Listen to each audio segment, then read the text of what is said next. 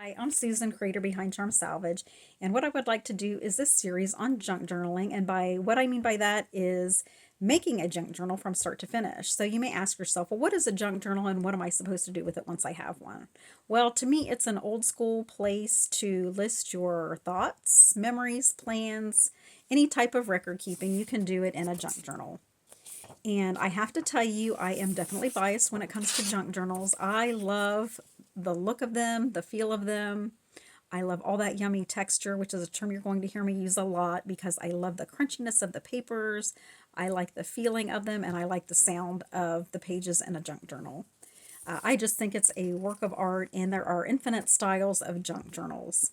So here we are in the 21st century, and what do most people use for their record keeping? Well, they use their phones. They use those for planning, scheduling, record keeping, photos, and while I'm not bashing phones by any stretch of the imagination, a junk journal never rings. It never distracts you from the reason you picked it up in the first place. You're not going to be walking down the street reading your junk journal like you would with a phone.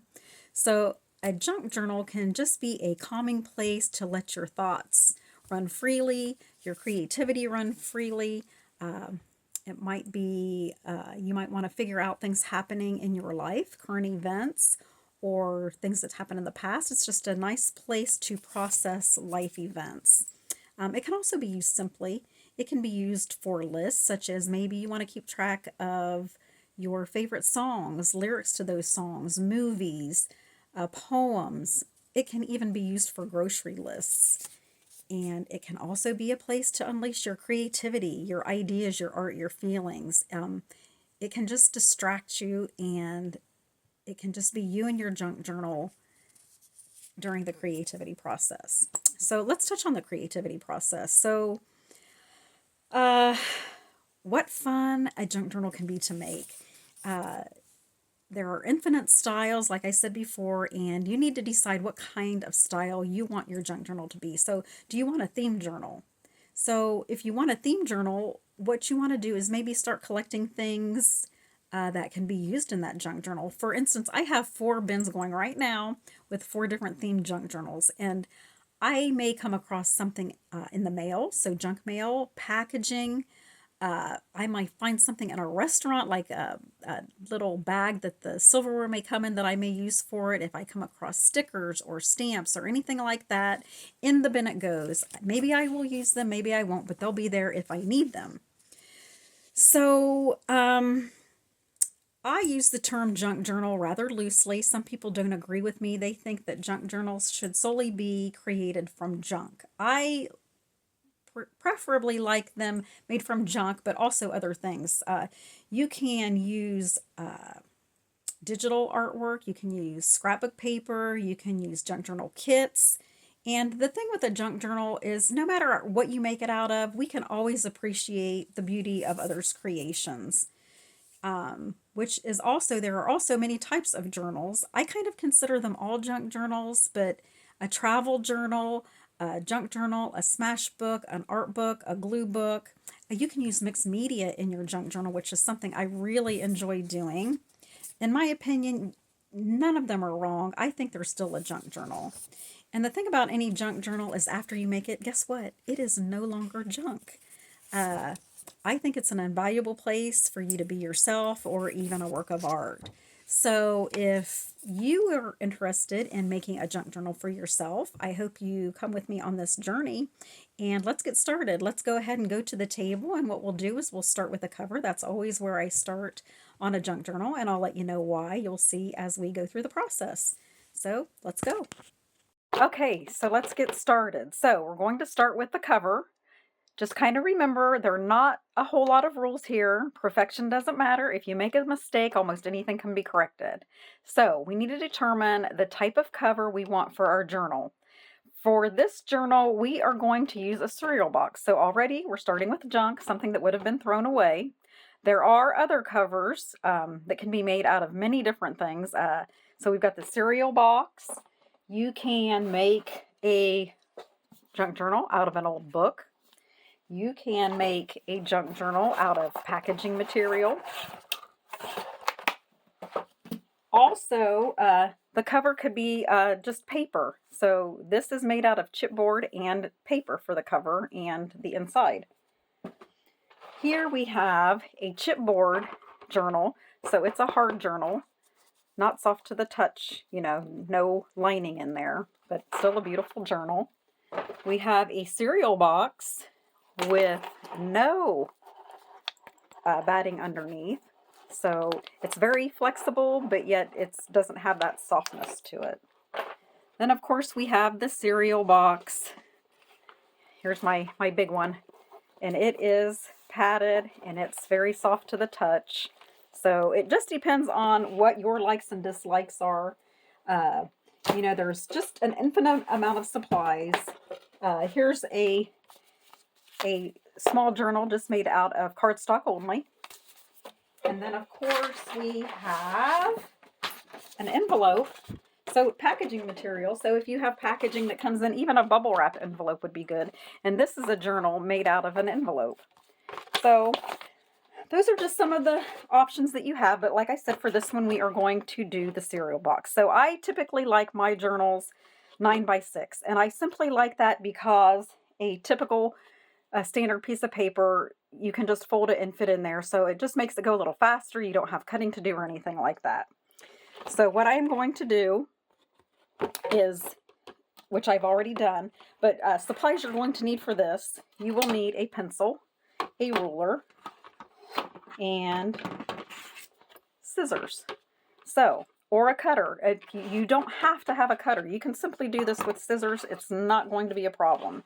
Just makes it a little easier, and I have one, so that's what I'm using. So when you measure your cover, you want to be sure that you're measuring here where the spine folds. So we want to measure out 6 inches from this spine, and we want to measure 6 inches out from this spine. So I have already done that. So I am just going to cut this down starting now. So I will get these ends off of here. And, you know, you want to use this here to keep your book square. So always make sure you have that pushed up against the grid there if you're using a cutter. So we will cut that there, and we will flip this around. And what I'm going to do here is I'm going to get my 9 inches. So here's my 9-inch mark, and we are going to cut. So like I said, I already have this measured for my 6 inches. So we are just going to cut that. Take that over just a hair bit more. And then this side.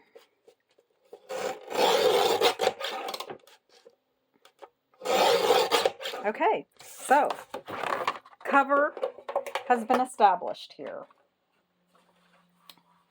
So we've got our cover, opens up.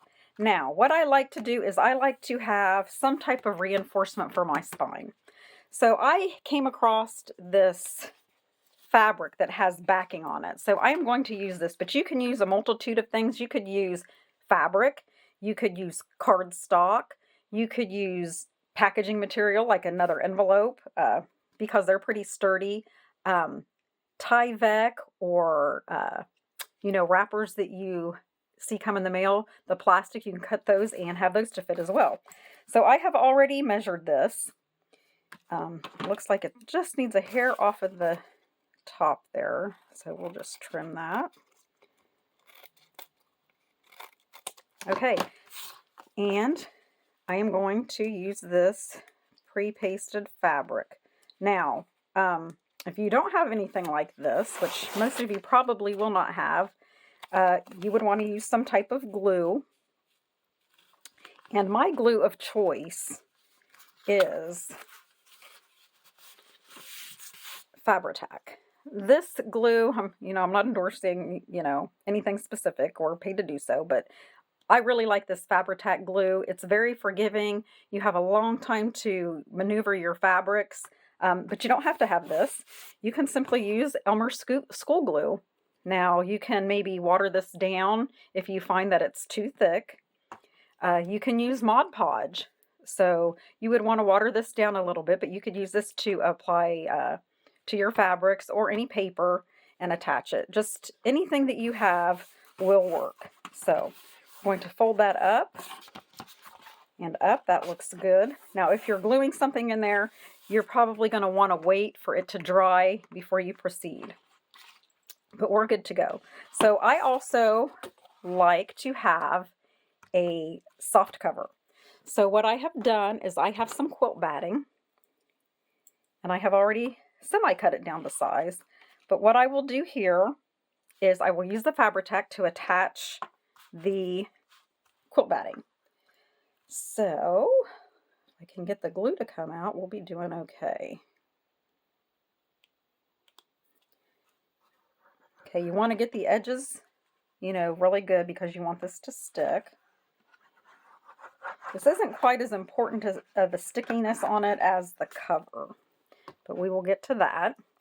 So we will put this on here, and I want to get that to the edge. I don't want any of that going over the edge because I don't want bulk when I go to put my fabric on the cover. So I do have some fabric scissors. These will never ever be used for paper. And we'll just trim this batting off.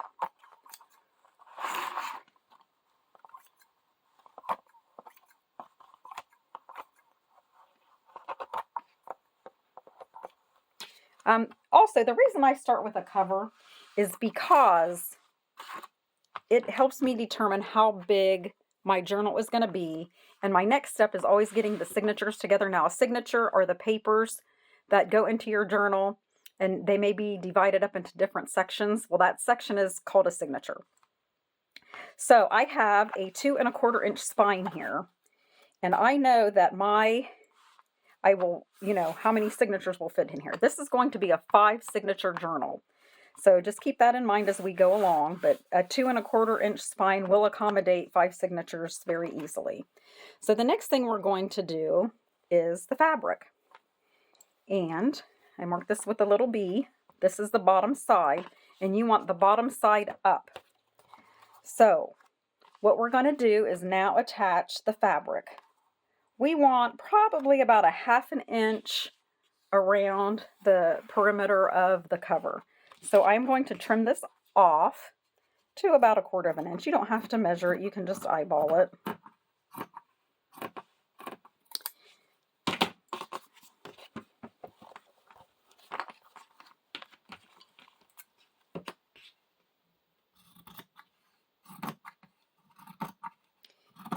And depending upon how you want the inside finished, you may want to use pinking shears for this if you weren't going to put, you know, if you were going to fold this over and have something underneath of it. But we're going to put cardstock over the top, so I don't have to worry about that. But try to plan, you know, what you're going to do in advance. So what I do on these corners is you don't want a lot of bulk on the corners. So I kind of a circular corner motion, cut that out.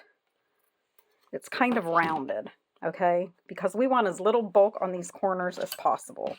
So we are going to do that to all 4 corners.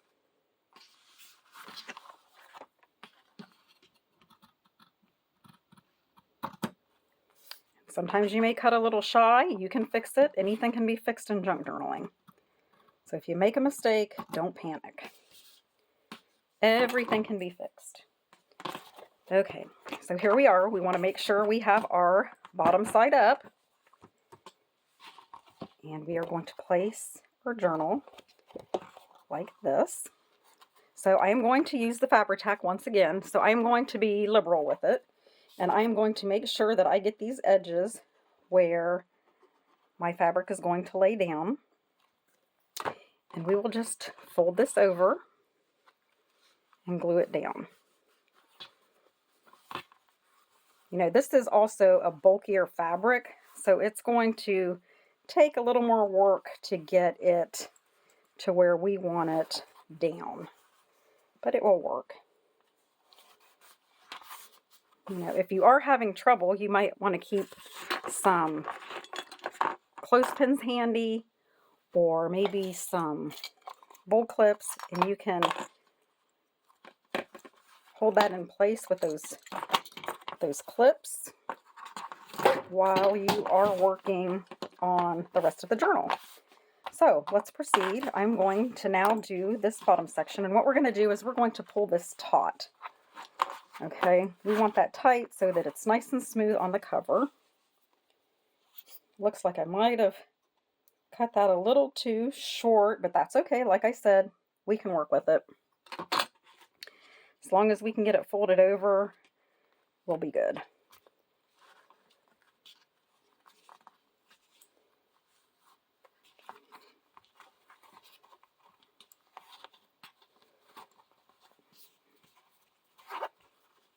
Okay. I'm going to put a clip on here because this is a much bulkier fabric, so it's a little bit harder to work with. But it's going to do what we want it to do.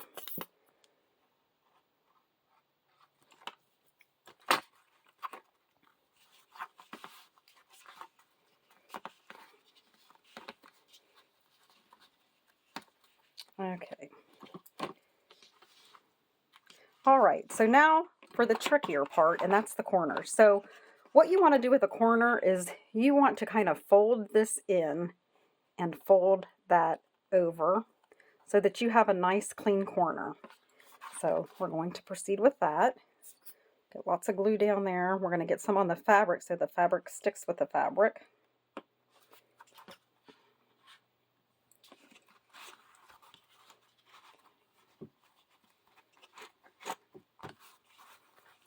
Okay, so here we go. I'm going to fold that in and fold this over.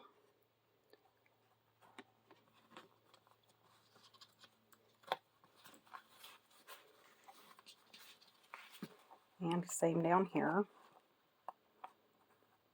Fold that and fold over.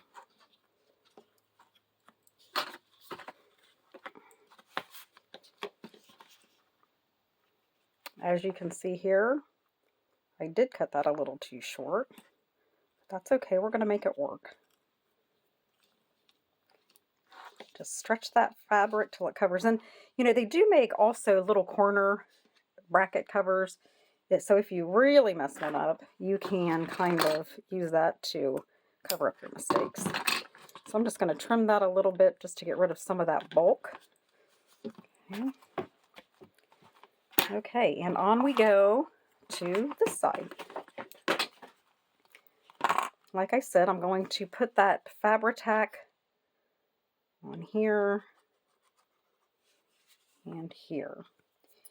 And we are going to fold this in and over.